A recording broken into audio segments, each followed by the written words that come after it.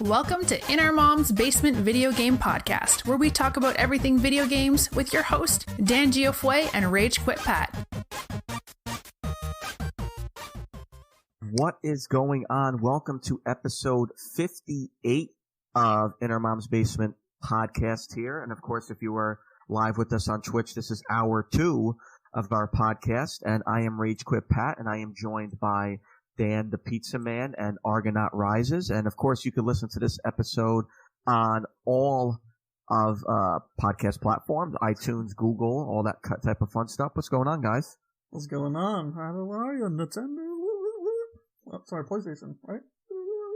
Yeah, so our first hour, if you were with us live on Twitch, was Xbox. And of course, episode 57 was Xbox. So now we are going to highlight the PlayStation 4 of this 8th generation, and what a big rebound for Sony it was for PlayStation 4. Of course, if we look back at the launch of PlayStation 3, which was a big disaster, Sony came out guns blazing with the PlayStation 5. So if you've listened to our Xbox episode, we talked about the BS with the have to log online, can't have used games. My internet just turned off. 1 second. Oh. I don't know what happened. Twitch just turned off completely. Technical difficulties. We're still live. Yeah, I'm having it right now. Are we still live? Because Twitch just turned off on me completely. Interesting. It like buffered for me, but I refreshed it and we're back. Yeah, we're back to green again. Okay, it turned completely red. All right, we're good. We're good now. Okay, cool. So yeah, Right. If you listened in the previous episode, we talked about Xbox with their issues at launch with can't play used games, and you had to log on every day pretty much. PlayStation counterpunched and said used games don't have to log on all the time, and well, they pretty much won the launch. And also they were priced at a reasonable $399. And Argonaut, you mentioned before in the previous episode that it was a more powerful console for a cheaper price as well. It was. And the iconic trade video. Remember, like, oh, you want to borrow my game? Here's the game. Do you remember that? Like, Shuhei I think it was Adam Berg. I don't remember, but no, he's Xbox. Wow, that's terrible. But yeah, he handles Shuhei, basically handles the game to the guy, and he's like, this is how we do it. Like, and there were a couple they were dissing the crap out of Xbox throughout the whole launch. Like, it was like this, like, non-stop, attack. And you know what? We can say with 100% they won this generation hands-on. Yeah, I mean, I know we're early in the podcast, but yeah, I mean, that's not, there's no denying that. We'll talk about everything that happened, what led to it, but that's definitely the starter. PlayStation 4 launched a week before Xbox, November 15th of 2013, but I will give Xbox the edge on the launch titles because these were the stinkers. And I'm not going to say Killzone Shadowfall wasn't a stinker. It's just that Killzone I kind of fell out of Killzone. But Knack, God knows why that was so heavily pushed, but apparently it was. But Argonaut, what did you? I didn't get it PS4 firstly at launch. I waited a few months and I got it with Infamous Second Son, which I'll touch on in a second. But launch titles, Argonaut, thoughts on those? So, at that time, I think I was into the Killzone, but I wasn't a big fan of it. But I liked the pretty graphics and everything, so I was like, oh my god, this looks great. But I play a little bit of Knack. Look, Mark Cerny is a great engineer. I'll give him that. He engineered the PS4 really good, but not a big fan of Knack, it is his baby. I get it. Totally get it. It's like that game that's okay platformer. I'm not gonna be like, oh my god, it's amazing. But yeah, I think, I definitely played a lot of third party games at the time, whatever was available. I finished Killzone. I remember that. Play a little bit of Knack. I think that was it, man. Honestly, and it somehow came out with a sequel too. I did not think the sales. Well, supposedly they improve upon it. But it's not it's still a joke that if you hear Twitch streamers, podcasts, including ours, of course, that the Knack joke is always there. No matter what, Knack is the predominant joke. Was that you, Pat? Who put the L1 next to it? The what? In the dock. That was no, that was Barbosa. That was Barbosa. I mean, knack. I looked at the launch titles for PlayStation. It's the same thing. What I'm with Series X is I'm looking and I'm like, do I really want to buy a PlayStation right now for knack and Killzone? No. Infamous. Before we start getting into the games, I got it when Infamous Second Son came out. But again, let's talk about the strong entrance of PlayStation. Lower price point. There was no DRM. It pretty much took advantage of the Xbox debacle. What did obviously that was like, right now these consoles are playing chicken. So, before Xbox was like, there's our price point. This is what it comes with. And Sony's like, good.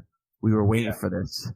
And wow. I mean, remember that E3 when he announced it and like the whole crowd just stood up and went completely insane? Yeah, you know what it is? It's that the Epic thing, right? That we're really talking. We talked about this multiple times, Pat. $399.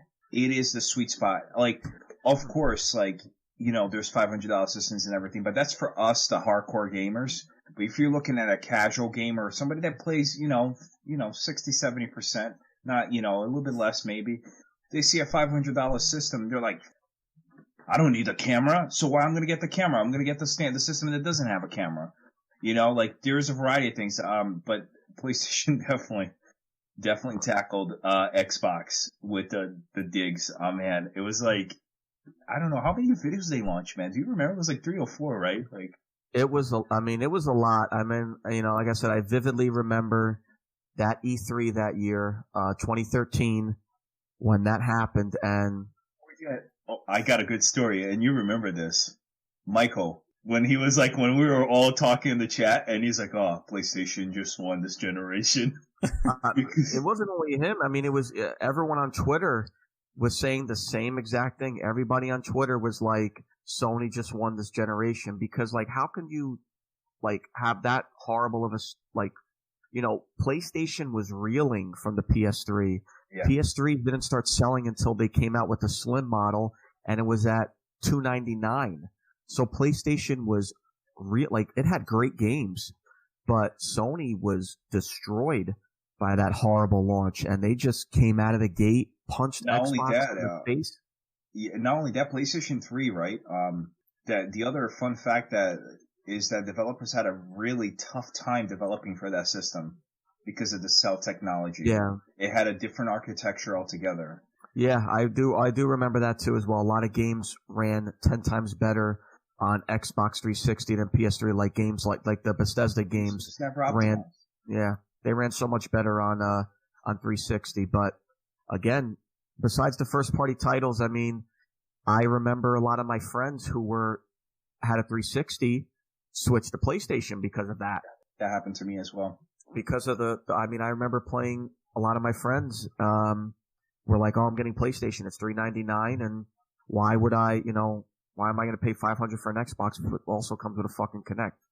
Yeah, it definitely changed the landscape, man. I'll tell you that much. And it continued throughout the years. I mean, and it's like you said, like the lineup, the first party lineup was weaker, but they maintained the message, and like some games took a while, but when they came out, But it was a slow start, but once it started picking up, man, until the end of the generation this year, they really hammer it down with in terms of getting really good first party titles into the system. I'm sure you agree with me on that. Oh yeah, no, absolutely. We're definitely going to talk about the amazing first party games that Sony came out with later on, but let's definitely talk about PSN. Definitely, I think a much better improvement compared to PS3. Obviously, I'm sure you guys remember this, that big hack on the PSN when PSN was down for like a month and a half. Multiple hacks. And the hacks and everyone's credit cards and all their information, when even addresses were stolen. That was horrible. Yeah, and then they went paid membership, and then people started complaining, "Well, we don't want to pay." Well, you want better security, you're gonna pay for it. Yeah, exactly. I remember when, PSN, it's like, "Oh, you want to play online requires PSN," and yeah, you're right. They're like, "Oh," but you know what? Look how much the PSN, in my opinion, improved because of that. I mean, the operating system games that ran much better multiplayer wise. I thought PSN the digital layouts are fantastic. I love the digital layouts and on PlayStation, and it definitely ran smoother. It was a lot easier to invite people to a party on PSN than it was when Xbox first came out. So that was also a plus. And also like the DualShock 4. I think awesome controller. The triggers, probably one of the better triggers on any PlayStation controller, because I think that's always been a problem of mine with Sony controllers is the triggers. But the triggers were fantastic on the DualShock 4. Anyone going to add? No, I'm waiting. I want to see Dan. You got any comments, brother? No, if you're waiting for me to throw some shade on PlayStation, I'm not going to throw shade on them. No, I'm not asking for shit. I'm just asking for your opinion in general on the system, when you owned it and everything. Okay, well, yeah, I've owned it. Give or take, their dashboard has never changed. Their overlay has always been generally the same thing. So they're nice. It's a simple thing too. So it's very easy to guide through, and the console was faster when it released, and it was cheaper, which is nice. If granted, if Xbox didn't put no fucking Kinect in it, it could have been the same price.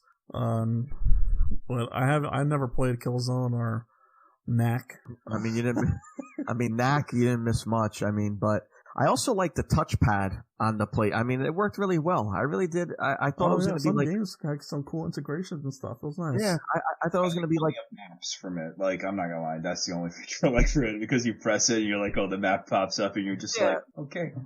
I thought it was going to be kind of like a boring type feat, oh, cool, a touchpad. Obviously, we're not going to talk about the 6-axis controller. that was a fucking flop and a half. But the touchpad was cool. I like the touchpad. And like Dan said, some games had some cool integrations where you would swipe it and stuff like that. I thought it was cool. It wasn't too overly done, which is probably the reason why I liked it so much. Yeah, I agree. But again, I wasn't a big fan of the controller, because the controller, from my opinion, is too small. But I did like the touchpad though.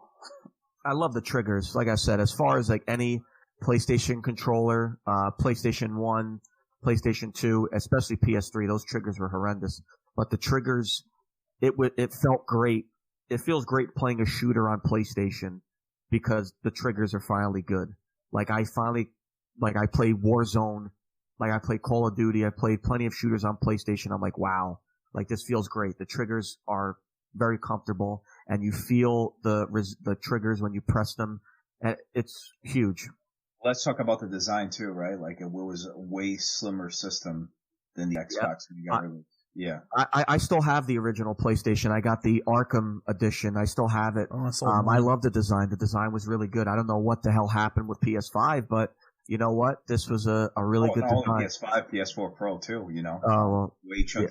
The stack, the stack. They just you know what? Let's just add another. Burger, man. Yeah, let's add a double quarter pounder instead of a single burger here.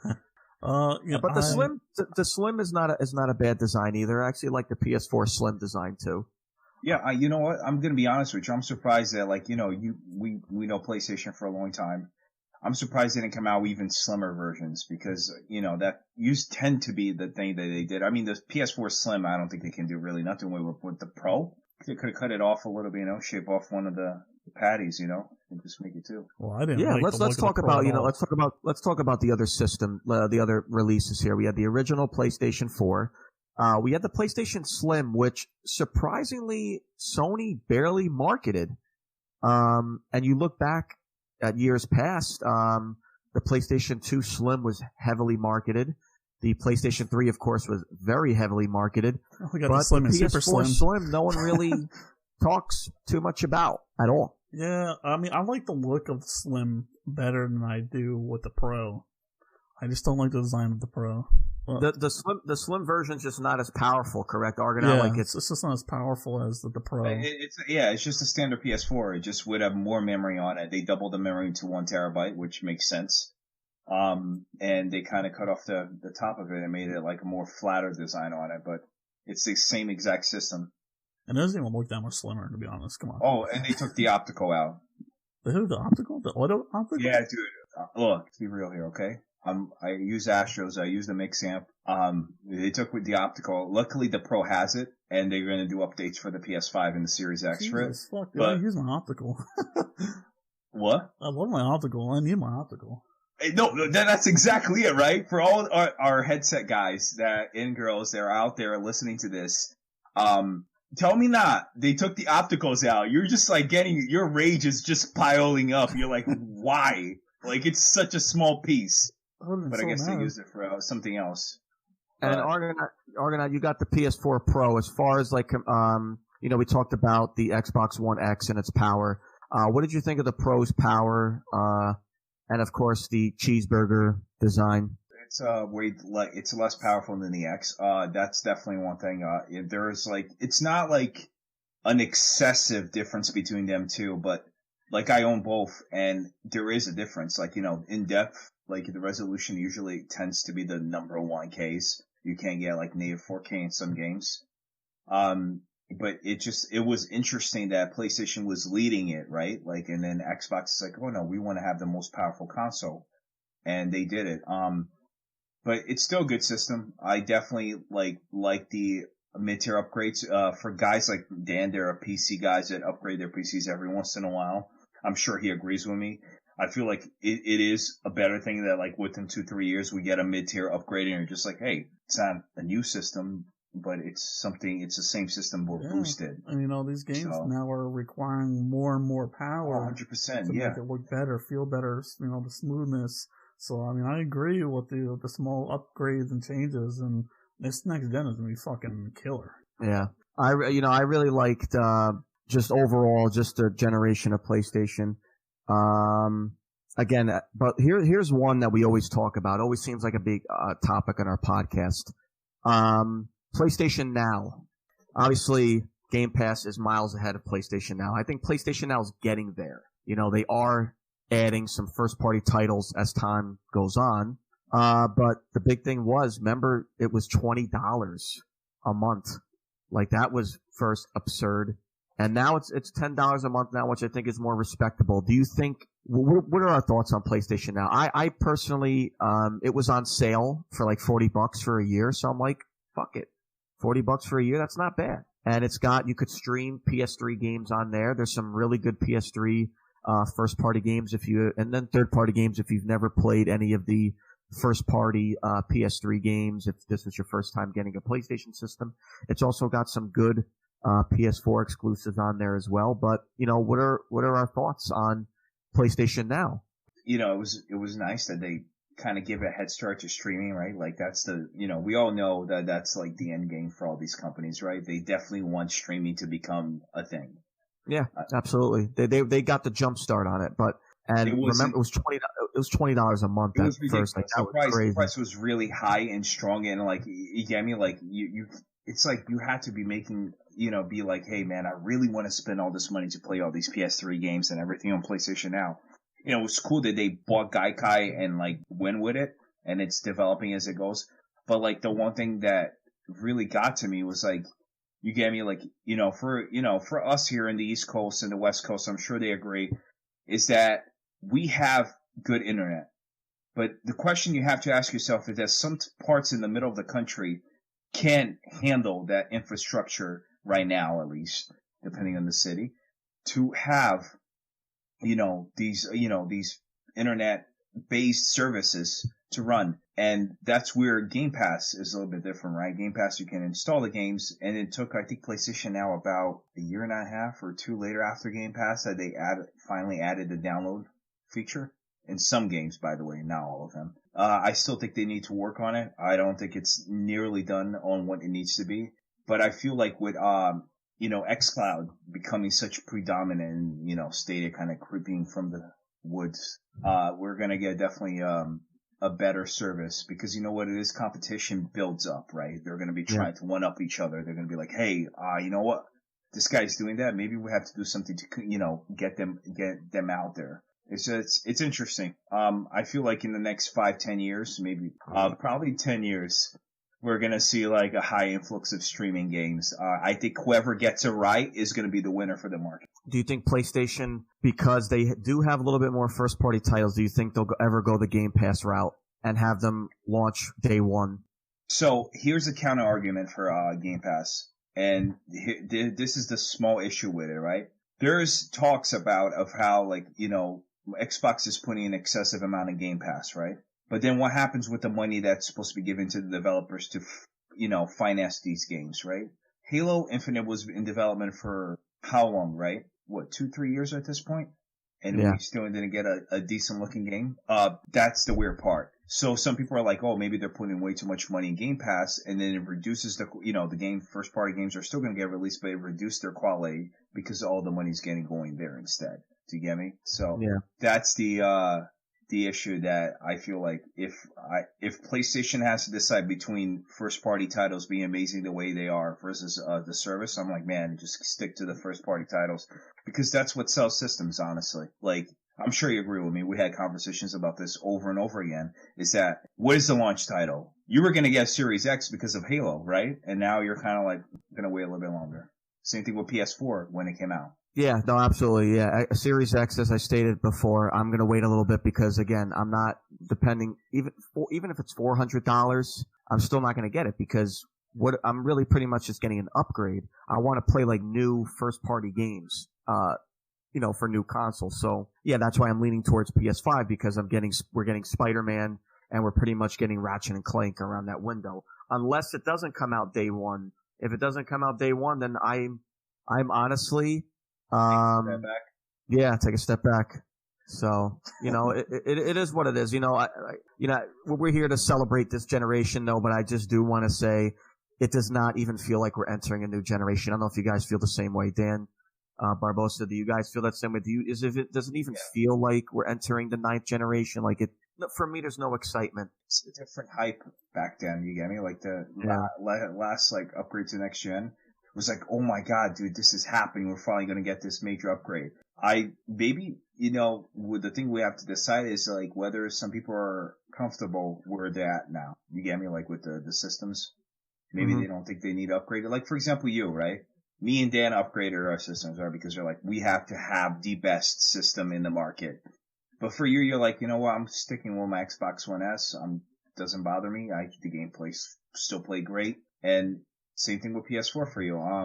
And I personally believe that the majority of gamers are like you, Pat. I have no doubt about it. I think that the people that do what me and Dan do, which spend a shit ton of money, and then you got you guys like your power. Dan has his PC, and when he gets Dan, when he gets his consoles, and when you get your console, you guys want the most powerful console. When there's me who I just love playing video games, so I could care less about the power, and as long as it works, and that's it.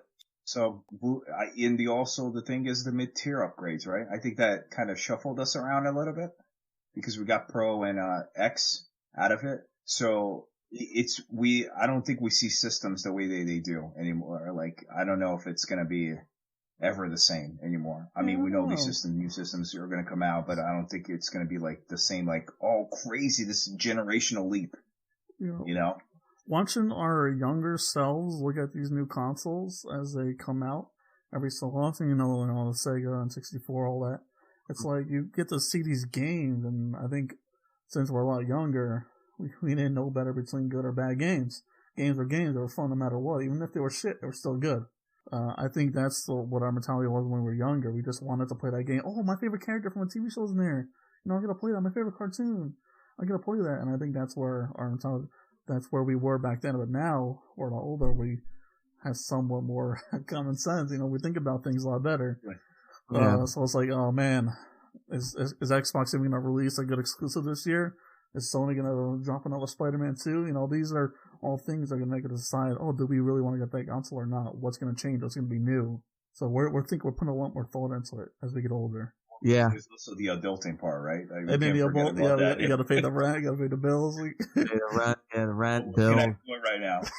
all that other shit. But yeah, back to our PlayStation Now conversation. I think could still be some improvements to the service. I think the streaming the games, it actually does run pretty well. I did stream a PS3 game off it, and it ran pretty well. So I think there could be some improvements going forward.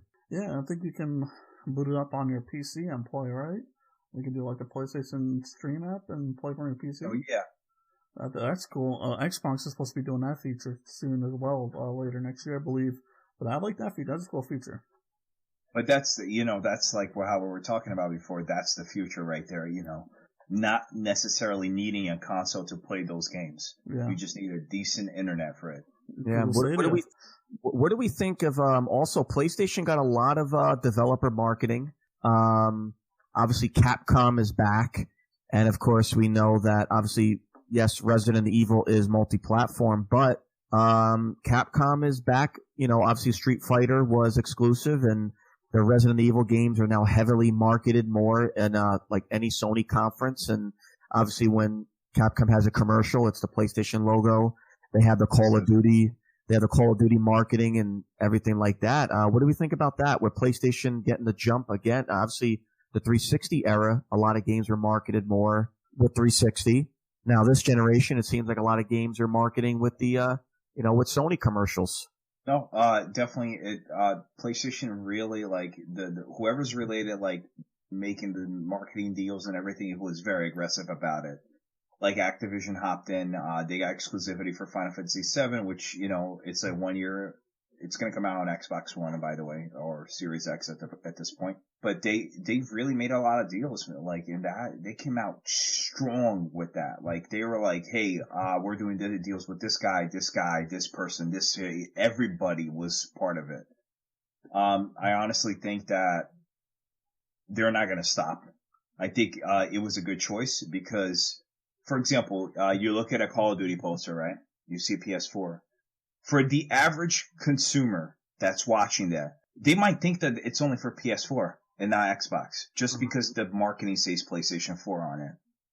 That's all it takes. It's just to like get the perception in, and they've been good with it so far. And there's rumors that they're doing the same exact thing for PS5 now. Well, yeah, Resident Evil was shown at the Sony conference, so, and then obviously we're going to see it at the Tokyo Game Show, which is big. I mean, yeah, I mean. And I remember back then, one of our friends said getting the Call of Duty like marketing wasn't that big of a deal, but I mean that really did backfire because it is really is a big deal. Call of Duty's still a powerhouse as much as like, yes, it does come out every year, but Call of Duty's still that powerhouse, man. It's not going anywhere anytime soon. It did not hit that Assassin's Creed bug, and did not hit that Battlefield bug. Call of Duty stands tall, so it's not going anywhere. And I mean, it was big for Sony to get Call of Duty's marketing. I wonder what if Microsoft did not put all that money, all that time into Mixer? Where could they be right now with developers? Mixer would probably still be around. Maybe. Actually, no, I think if Microsoft did not take over Mixer, I think Mixer would still be around, honestly. I think that was Mixer's biggest downfall. But PlayStation does have good exclusives, and they work well with the developers. I know I must be paying a boatload of money to these developers, but they're doing something right.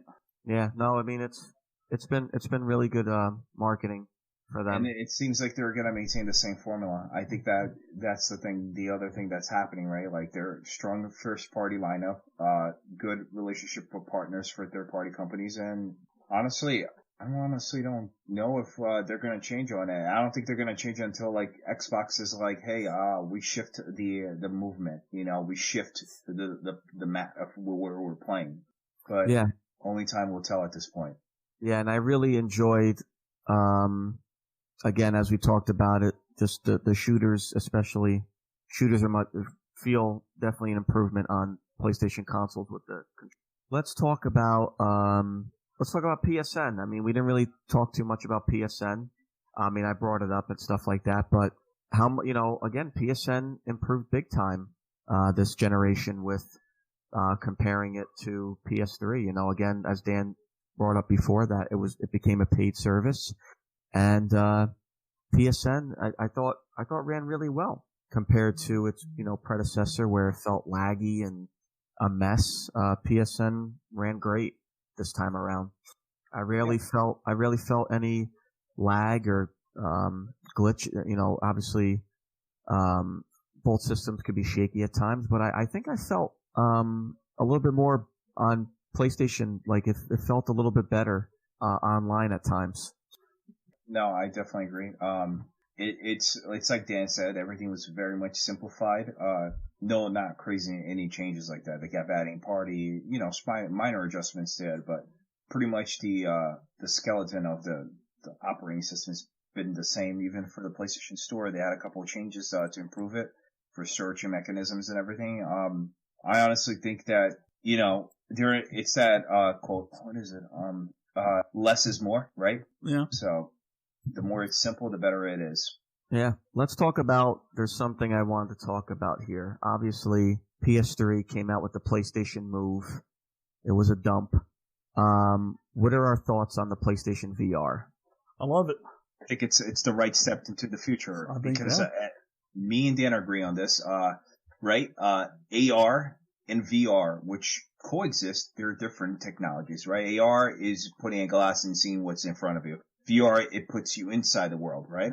VR is not to say that's going to be the future of gaming, but it's going to coexist with it. And I feel like by PlayStation doing that is like one of the steps, right? They gave it an affordable version of it. So, the Vive costs like a fortune. And you need to have a good running PC to run these VR units, right? So with a PS4, you own it already. When it first came out, I was like, Dan, it was like what, 500, right? PSVR? Yeah, I think it's 500.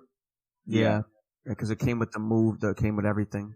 Yeah, so I think it's called, what would say, introduction phase for the consumer. Yeah.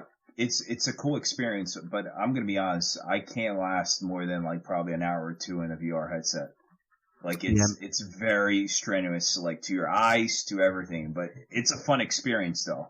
The VR headset, I think for PSN and PC, I'm not just gonna base this towards just PlayStation, but I think it's a great move for PlayStation. I've been asking over and over and over and over for Xbox to get something compatible, like an Oculus or something. But I think it's great, and if people do get motion sickness, I mean that's understandable. But you got games like Half-Life that came out VR, and it sold so fucking much. They sold out like every VR on the market. I mean, there's really good games out there. You just got to find your game. But I think it's a great step to the future.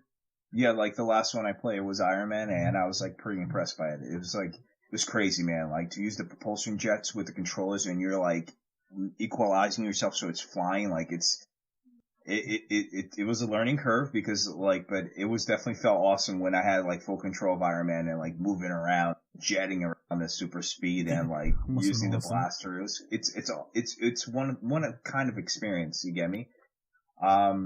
Played Resident Evil with it. That one like got me nauseous a little bit because the depth of field, like especially when you're going down the stairs, like that was really intense. But the scares, man. Yeah. You can't, like, if you're not paying attention, like, even on first person, you kind of have a better grasp, right? You see it a little bit better because it's almost static. But when you're in there and you're kind of like focusing because you're trying to get down and like focus yourself, sometimes you miss what's, the corner of your eye, man. And you're just like, oh shit, like, where did this come from? Yeah, the VR, the same thing as you touched on before about you're not able to play it for a certain amount of time. Yeah, I mean, I remember we were at our friend Diego's playing it. Oh no, I was at your house. I lied. He was there. I thought we were at something. Same thing. I can only play it for like maybe 45 minutes to an hour because it started really straining my eyes, and I started getting a headache. But it was, it was a lot of fun, and we were playing Festival of Blood until dawn, which was pretty fun. And yeah, the VR worked well. And again, it was a stepping stone. It's for, again, it's only, I think it's much cheaper now, and you don't have to pay $800 to $1,000 and have a really good PC. And, it's also good for a casual audience as well, I think, that want to, test the waters with VR and stuff like that. So it definitely is, a good step stepping stone for PlayStation takes it this next gen. I'm very curious how much of the improvements, like, and Dan agrees with me, like with the SSD applications and all of that, like the boosted graphics. Man, hopefully the next step is wireless because too many cables. I'm also really happy they marketed it at a good pace, right? So like when it was on E3, when it was at these events, it wasn't pushed as hard as the PlayStation Move was, because I don't know if you guys remember, like at that point in time, E3s were getting really annoying because all we saw was Kinect games and PlayStation Move games, and it was very frustrating. But this time around, they pushed VR, but it didn't take up the majority of the show. Like, I vividly remember this one Sony E3, and I wanted to take my TV and throw it out when they showed that magic book for PlayStation Move, or whatever the hell, the Wonder Book. Oh, I thought you wanted the Harry Potter game. No, it was like a Wonder Book, and it would look it up. It was so cringy. It's terrible. But I'm happy the way Sony, it didn't, they focused heavy on more of their games. It was like basically coexisting with it. Like, it's like, hey, it's available if you want it. Like, that's the gist of it. But we're going to jump into the games here. But before we do that, we're just going to take a quick 30-second for our sponsors. Are you looking to start a podcast? Well, if you haven't heard about Anchor, it's the easiest way to make a podcast. Let me explain. They offer a lot of great services, such as their creation tool that allows you to record and edit your podcast right from your phone or your computer. Anchor will also distribute your podcast for you, so it can be heard on Spotify, Apple Podcasts, and many more. You can make money from your podcast with no minimum listenership.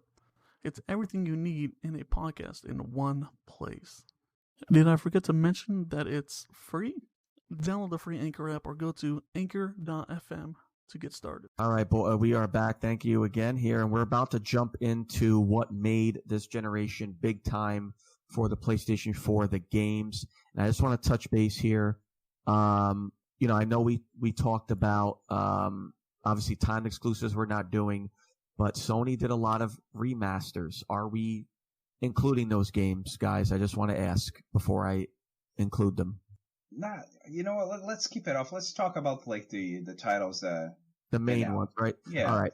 So we're not going to talk about remasters. So we're not going to talk about the Uncharted collection, the God of War collection. What was another one? Last of Us. So those games are out. But I am going to include Medieval only, and that's included because that was a PlayStation 1 remaster. That was like a full. It's a full remake, yeah. A full remake, yeah. I'm going to include that one on my list. So that's going to kick off my list. Medieval. If you've never played it on PlayStation 1, it was a really fun game. Felt very similar with the remake, which I loved. So no complaints there. But, yeah, okay. That would be yours. But go ahead, Barbo. Argonaut, isn't that your... Go ahead, talk about it. Persona 5. Yeah, definitely. I know it came out dual release on PS3, but Persona 5, I might get attacked here. I don't know, possibly.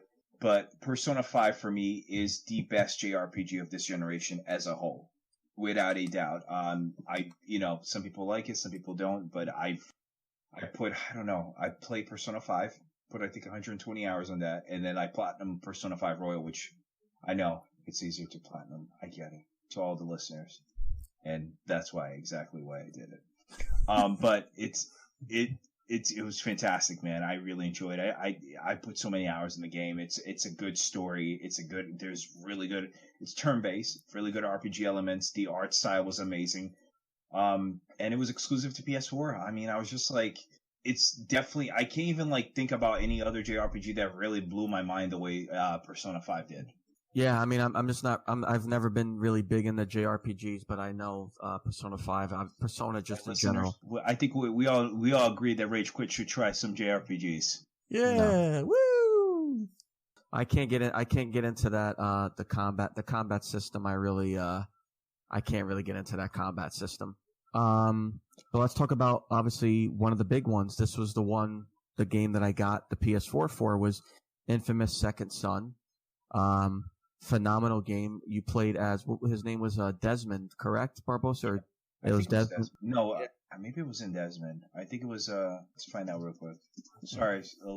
So we're gonna Wikipedia real quick. Delson.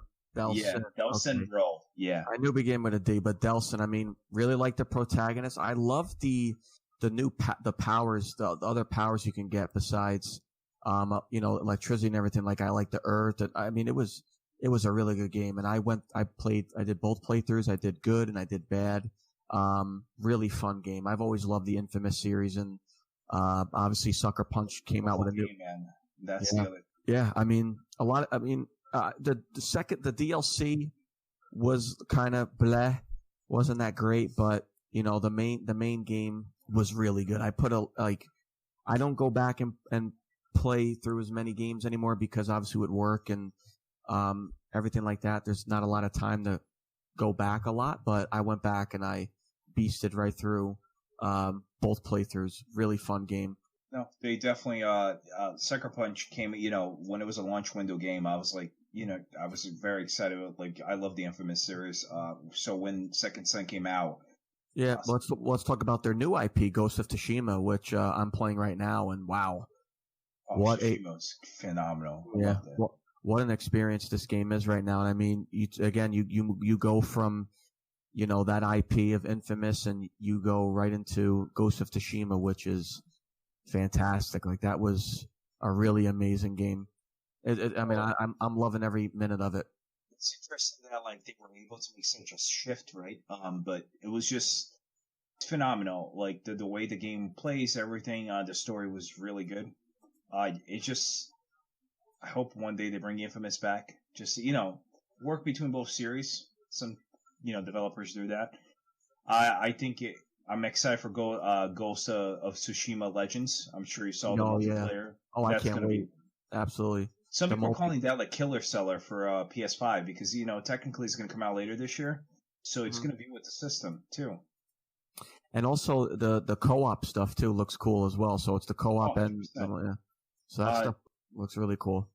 It's crazy, right? That we think about Sucker Punch like that, right? They came out with Infamous in the beginning of the generation, and then you got at the end of the generation Ghost. Do you think we'll see another Sly Cooper? I hope think so. we'll ever get them? Do you think they did Sly Cooper, correct? Yes, they did. Yeah. I'm not sure, to be honest. People asked them about it before interviews and everything, but they're the one of those teams from developing teams that you can never really get what's the next project or anything like that. Like it's kind of like it will come out of nowhere. So maybe 2 years from now they're gonna be like, hey guys, this is our new upcoming project. Yeah, I was a big fan of the Sly Cooper series. I hope they come back with Sly Cooper though. That was a really fun series. I really love that game. It's a great series. Yeah. Yeah. I mean, I have a long list here, boys, man. There were so many good first party games here. How about God of War? Wow.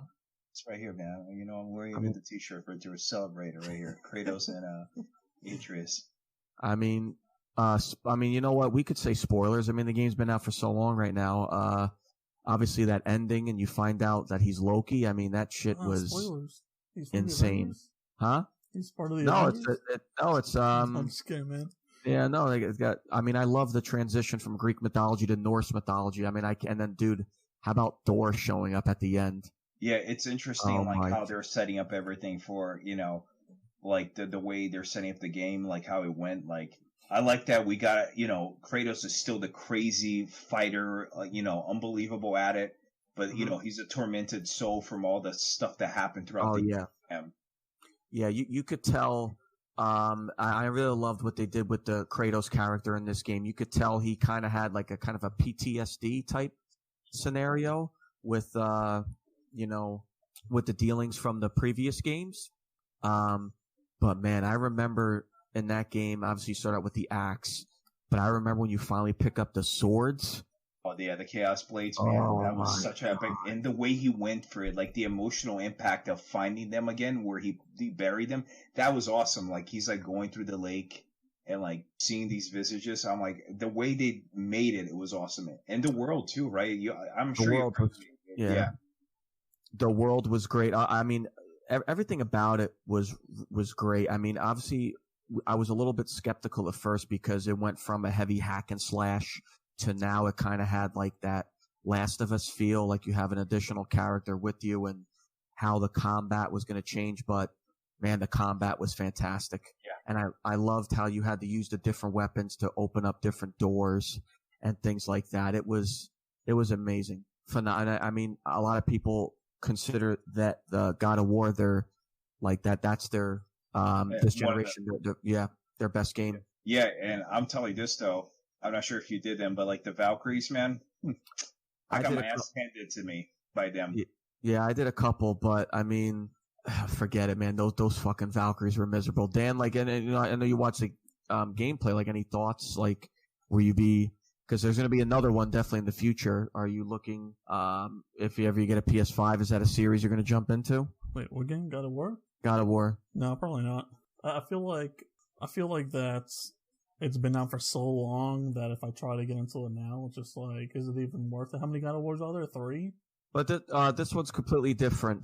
This one's Norse mythology. The other ones were Greek. Okay. Well, So I mean, if there's only one that I would have to play, then probably. But if I feel like if I have to go back and play all of them, I don't think I can do it. You can, but you don't have to, because they kind of explain what happens. So, like, they give you a general background on who, Kratos was and why he is the way he is now. Okay. Then it might be worth it, especially if it's going to be on PlayStation now. Hopefully. I mean, I don't see why not. I mean, here's one game actually that was kind of took me by surprise. Until Dawn. Oh, it's my favorite PlayStation game. And Loved granted, it. my list isn't that long of PlayStation games I played on this gen. So, but that game was great. I mean, I love, I've always been a big fan of games like that have more of a cinematic experience, that they do it well. You can talk about the Telltale games; they're more of a cinematic experience rather than heavily on gameplay and stuff like that. But I really loved Until Dawn. Like, it felt like a B horror. It was weird. It went from like a B slasher to like supernatural. Like, it was a really good game, and I love the experience of the butterfly effect, where if you made this choice, it'll affect the characters later. I also love if characters died, they will that the story continues on, and obviously they're coming out with the new games now. Little Hope comes out next month. Yeah. So I mean, I really loved Until Dawn. I hope they continue making horror games, and I really love that they're going with the horror anthology. And also, Until Dawn had a really good cast. It had Hayden Panettiere. It had what's his name from Bohemian Rhapsody. Rami Malek. Rami Malek, yeah, and he's the villain in the new James Bond. And also had the guy from the Marvel TV show, Agents of S.H.I.E.L.D. Which one? It's a good lineup, man. I'm telling you, they did really. He was in Agents of S.H.I.E.L.D., the guy with the dark hair. You talk about the agent guy, the taller guy, Brett Dalton or something? I think so, yeah. He was in Until Dawn as well. So that had a really good cast. I mean, phenomenal game. It's one of my favorite games. I just love the fact of that storytelling, and you want to try to survive with as many people as you can, and the replay values of those games are, you can play it so many times, you get so many different outcomes. I mean, that's what's great about those kind of games. Yeah, and I mean, also if you want to, you could just kill everybody. Like, you could just see. And I mean, the deaths were cool. I don't know if you guys actually saw like the deaths in the game. Like, that's an achievement to kill everybody. Yeah, the deaths are really cool. Also, another game cinematic experience that is phenomenal. Detroit Become Human. I mean, again, time and time. Yeah, I played that one when it came to PC, and I thought it was fucking phenomenal. Yeah, I mean, dude, time and time again. What's the developer's name again? Quantic Dream, man. I mean, it all started with I forget what game it came in on PS2, but that Heavy Rain, Beyond Two Souls was okay, but man, Detroit and Indigo Prophecy. There we go, Indigo Prophecy, great game as well from Quantic Dream. But man, Detroit Become Human again, phenomenal. Like I loved the characters in this one. Like, the characters are really good. I mean, my ending was the robots took over, man. Jesse Williams, my boy from Grey's Anatomy. Let's go. I let Jesse Williams take over, and we took over, man. And I also escaped to Canada with the girl. Great game, man. I think the guy with the blonde hair, what's his name? I think he died twice for me. Because Argonaut, you mentioned, I remember when we first started playing, that if he dies multiple times, his morale changes, doesn't it? There's definitely an effect on it. I forgot. I haven't played it in such a long time, but the most iconic part is like when they do that movement, like, and they like try to do a peaceful walk, and it becomes a war. Do you remember that? That was iconic. Yeah. And I started the war, man. It was that ending was so good. Well, what was your ending? My ending was different. What did you have? I'm trying to think. I think we escaped on a boat. Oh, so your ending's different than mine. Your ending's way much different than mine. And that's I did the boat thing too. I think did she survive? Do you remember? I don't remember if she survived. Because she gets shot no matter what from that machine, right? Yeah, she gets shot. I remember she gets shot, but I think she survived though. What I liked about that game too was the chart. Like at the end of each level, it showed you the chart on what you did, and you could go back and reconnect. Like it was crazy. Yeah, the replay value. I love those kind of games because the replay value is so strong. Easily 100%. The replay value on a lot of those games are really strong, and it's also cool to talk about what endings and what we did and stuff like that. So I'm really excited for Quantum Dream, what they're going to do for PS5. So I'm very excited about that. But a lot of internal issues right now. PlayStation is no longer like in a good, supposedly not in good terms with them anymore because of all like the sexual allegations and work environment issues. So. Well, I hope they could. I hope everything goes well with that. But I mean, we still got a list of games here. Well, smell Xbox exclusives, Quantum Dreams. I'm gonna throw this one out quickly because you guys don't play this game, but MLB The Show, the definitive baseball game. But now this is its last year being on PlayStation. It's going to be multi-platform going forward. But great baseball game. But let's move on. Uncharted. What a great ending to the Uncharted series. Great way to close out Nathan Drake's story with Uncharted 4. And then pretty much the game that kind of got kickstarted with this whole like side story $40 game, Lost Legacy. Yeah. Lost Legacy was great as well. I really enjoyed it. Very like as you know, some people might disagree with me with Naughty Dog, but Naughty Dog just knows how to kill it in terms of production value, man. There's no other way to go about it. The presentation in their games is just in a whole different level. I love the level in Uncharted 4 when you're playing Crash Bandicoot. Like I love that. Like you're playing Crash Bandicoot, and then I think then a couple months later at E3 they announced obviously the remaster of Crash Bandicoot. But I love the introduction of Nathan's brother. I thought that was and it was Troy Baker as well. So I mean, it's always great to have both the voice actors working together. But again, it was a great closure to the Nathan Drake story, and of course, obviously the ending. Everyone's wondering, is his daughter? Are we going to get a game with his daughter taking over? So only time will tell with that. But Ratchet and Clank also, we got another Ratchet and Clank, which was I believe based off the movie. Did anyone see the Ratchet and Clank movie?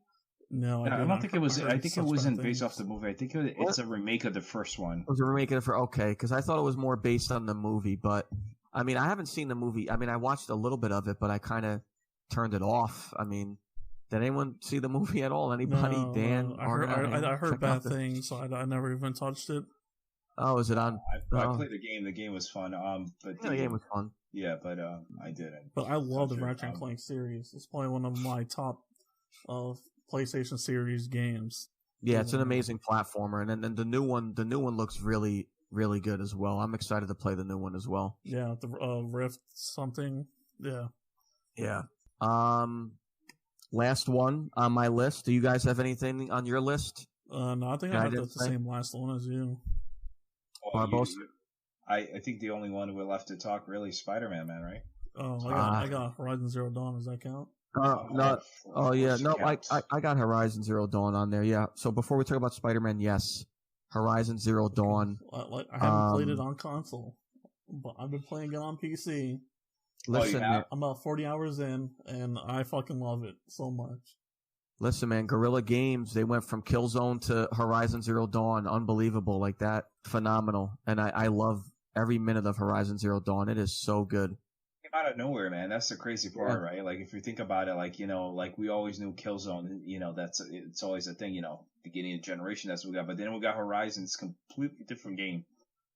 And man, Aloy and her story, dude, that story, top-notch. That story really brings you in, and I just keep wanting to play because I just want I need to know where the story goes. Like, the way like the world is designed and everything, the creatures, the robots, how they work and everything, and you're just like mind blown because they keep explaining the story little by little, and you're just like, I gotta continue this. There's no other way. Yeah, dude, what a great game, and I got it on Steam, so I get all the past DLCs. So I'm trying to like bomb through all this, and on top of it, I'm trying to play Marvel. Like, man, it's so hard. Yeah, I mean, I have to put a little bit more hours into it because right now I'm on Ghost of Tsushima. But obviously it's backwards compatible, and the second one's not coming out for a little while, so I'll have time to play it. But man, it is. I mean, I love the different robots that you fight, and you have to fight them differently. I mean, it's a really fun game. Yeah. It just goes to show how obviously you look again, Guerrilla Games. We've known them for Killzone, then they make Horizon Zero Dawn. It's insane. Like a Sucker Punch, we know them for making like Sly Cooper and then Infamous and now Ghost of Tsushima. So you could see like the variety these developing teams have. It's phenomenal. But again, Insomniac, who knew that they could make a Spider-Man game? I mean, I'm sure Argonaut, we've always talked about it with our friend that like an Insomniac. You could talk about that after this, Argonaut. Yeah. You could talk about that game. But wow, man, Insomniac pulled off probably the best Spider-Man game. I mean, obviously, everyone said that Spider-Man 2, that was published by Activision based off the movie. Many people thought that was their favorite Spider-Man game. I like that game. I mean, God, man, Spider-Man was, and I love the original villain. The original villain they introduced I loved it. Great, like, story why he is a villain, and I mean everything about it, man. The combat, the side missions. Yeah, no, it was a full game, dude. Even the DLC was good. Usually games kind of tend to be all right with DLC, and the whole 3-part DLC was awesome. Dude, Sinister Six, it was. Yeah. Oh my God, that's part where like you're fighting a Sinister Six and freaking Doc Ock comes out of nowhere. I was like, oh my God. I'm like, this is fucking great. I felt like I was playing I was in the comics. Like that's what it felt like. I like the Peter Parker that we got. Yeah, the Peter Parker, the Mary Jane that we got. I thought they had and then they broke up. I mean, it was good. I really liked it a lot. I can confirm that when I do get my PS5, Spider-Man will probably be one of the first games that I get. Miles Morales, man. I can't wait where it takes the story next. The web slinging was on point. The different suits. I mean, let's talk about that. All the variety of suits, and they all have different abilities. Was fantastic. I mean, I heavily used the Spider-Punk though. I was a big fan of the Spider-Punk suit. I think I used the Iron Spider. I used the standard suit because I tend to play games with the standard suit and like not really change. I like what it looks with the original one. I used the Iron Spider skill, I think. I didn't mind the new suit that they came out with, but I changed that shit right away. Right when I got a new suit. I didn't mind a new suit. I liked it, but I saw like the Spider-Punk, and then I saw they came out with the original Sam Raimi one, and like they came out with some really, really good suits. But Argonaut, you're going to talk about Amazon Delivery Simulator, but yeah, go ahead, talk about it. What? Death Stranding, man. Look, it's not for everybody, okay? There's not a lot of fighting in it, but the experience of walking around, seeing the environments, and grasping some of the cutscenes, which last, half an hour or so. Oh, duh. I know, you can laugh. I get it. It's fine. No, you said Amazon Delivery, and it took me a second to catch on. Oh, duh, Death Stranding. No, so to be fair, I understand Kojima and even a lot of Japanese developers. They make really long cutscenes. I understand. I do want to play the game. That game is on the list that I do want to check out. Man, I heard it's like I am going to get it on PC. Yeah. Yeah. So it's interesting, the gameplay, but you know what? It's kind of like he predicted the future, right? Because like the stories about people they're in bunkers because there was this like mass extinction cataclysm, and we had like coronavirus, and like we depend on delivery guys all day long. I mean, I don't know. There's some weird stuff going on here. I mean, this guy clear. How about the game we could have had, PT? Oh yeah, but then Konami was like, Yeah, man. But dude, I've never seen a video game that was like just a short demo get so like people love that game, and it's not even a full game. It's just that experience of PT, and we could have got Silent Hill, but instead we get USPS, whatever delivery service. Let that go, right? You got to try it. For the people, the listeners that are listening right now and like it, do not feel bad about it, right? Don't let this guy get to you, all right? He's a hater, all right? I enjoyed Death Stranding. Well, it was a unique experience. What kind of combat? Is there combat in this? I have not really watched any videos of Death Stranding. Yeah. You might like it then, I think. Well, it is funny because of that game, they did come out with a walking simulator. I tried to stay away from all spoiler stuff possible because I want to play the game myself. But I never found out what kind of like action, what kind of if there's combat, is there guns, is it fist combat, or there's all of it. There's stealth a little bit, but like it's not all about the combat. It's more about delivering these packages, going through these different terrains, and going through these areas that have like the BTs. Yeah, I know. Delivering those PlayStation 5. The name of the creatures are BTs, by the way. Rage Quit. When it's the name of the game is PT. You see there? Do you get me? Like the correlations there. Like Kojima's quite the guy, man. He's different, but I definitely was surprised by the game. Alrighty.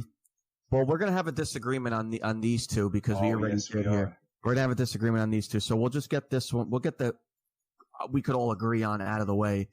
The least favorite, my least favorite, and everyone's gonna have a different one. But this one, I think we're all on the same page. The Order 1886. Oh, I played it. I played it. I thought it was okay. I mean, but what a game that looked like a new. I mean, for me, I was like, oh wow, a new IP, and I beat it in 5 minutes. And most of the boss battles were quick time events, which I was really disappointed. I mean, the base was there. I mean, I like the premise. I love the environment of London and everything like that. But the execution was just the execution was garbage. I thought it was like you said, the environment, like the story and the premises was really interesting. There was a lot of potential.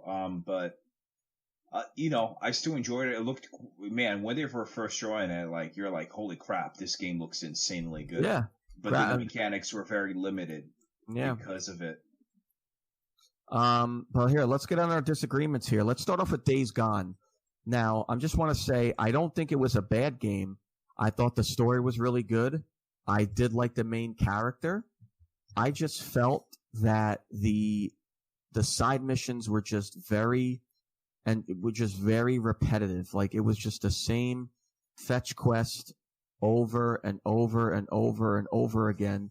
And I just felt that, it was just, I again, another game I felt had potential. Like I liked the zombies that they introduced in that game. I thought they were really good, but I just felt the execution just kind of, and the bike and stuff like that. The bike health wasn't the greatest. I felt I had to fix it every so often, but I thought the execution just wasn't as good.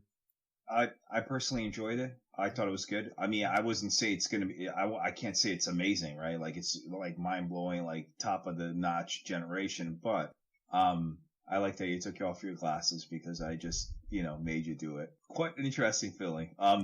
But anyways, it worked well. The motorcycle was interesting. Like it took a while for you to like upgrade it to make it like less like moving. The hordes are present, but they're not excessively present. There were like 1 or 3 encounters that I had, and I was like, oh shit, I need to get the fuck out of here. I drove into one by accident in the cave during the daytime. I didn't realize they hid in the cave. Yeah.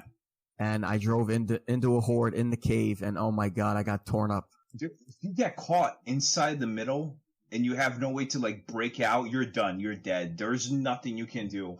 And it takes up to like endgame that you have like equivalent weapons to destroy the horde properly. Otherwise, you got to be like, take a piece there, take a piece there. Yeah. And here's a controversial one, of course. The Last of Us 2. Obviously, we saw what happened on Metacritic, and Metacritic pretty much changed their entire score system because of what happened. Now users can't review a game pre-release. They have to wait at least a couple of days. I looked at a lot of those reviews after I beat the game on Metacritic. A good majority of them, yes, I do not believe played the game. But I do believe there were some people that did play it. But I do believe most of the people read the spoilers and unfortunately, caused a lot of backlash. But I played it. Gameplay, top notch. Love the gameplay. Gameplay was great. Graphics, amazing. I didn't run into my PlayStation sound like a vacuum, but the graphics were fantastic. I even did love this scene with Ellie and Dina in that sequence when you're, kind of in that linear open world around that little city. I love that. I thought that was great. I wish they did more of that in the game, but not going to throw too many spoilers. Actually, we've already spoiled everything, so what the fuck matters? I thought they made Joel look stupid.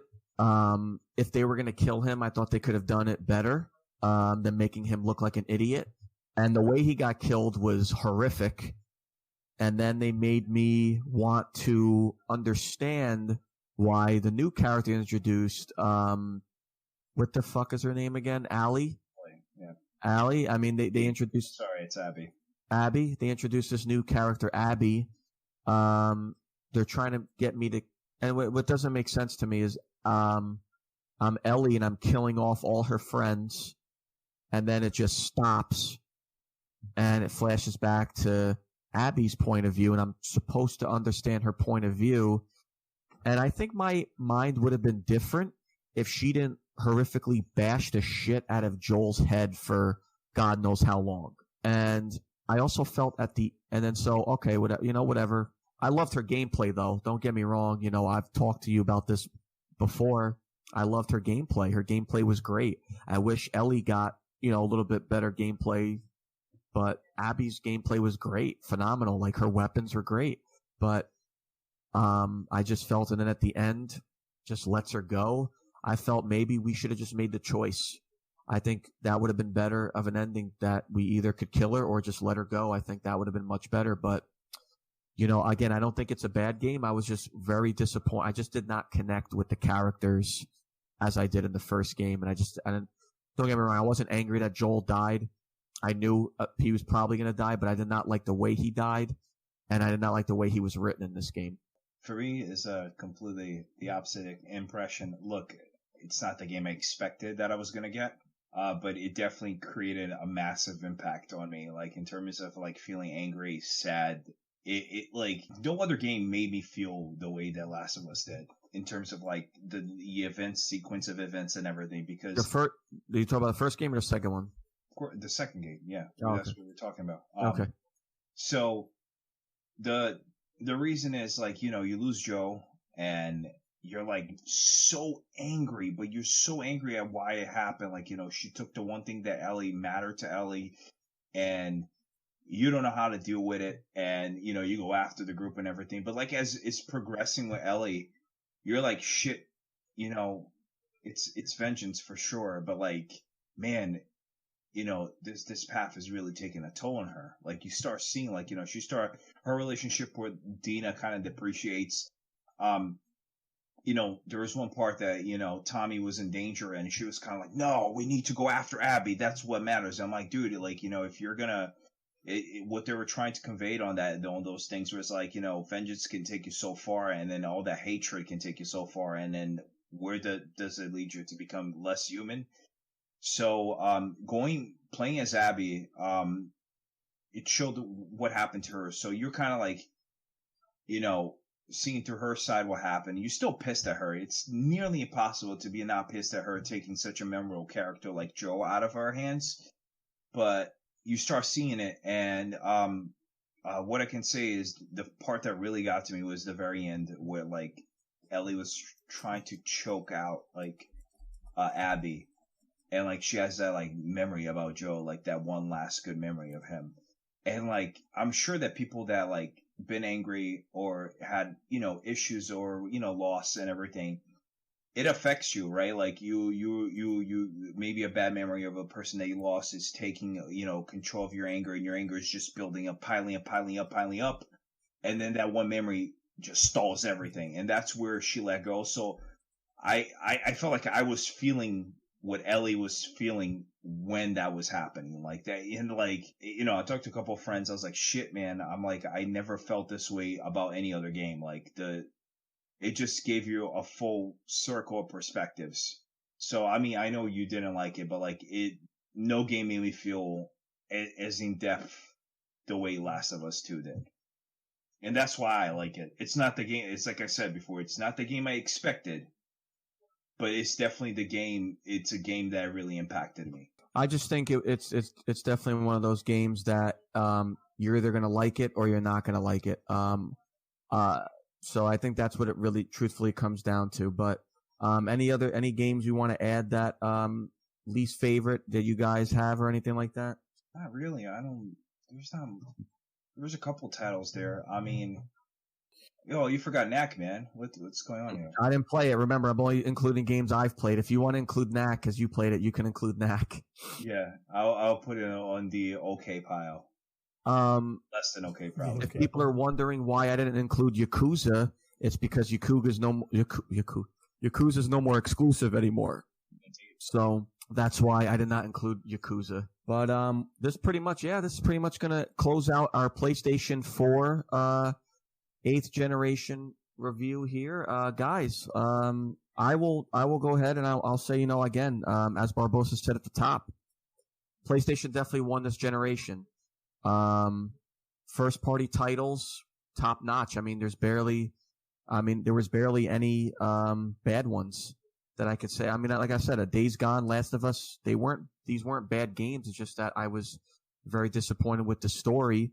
Order 1886, I think it was a bad game. I mean, I thought I did not really enjoy that game at all.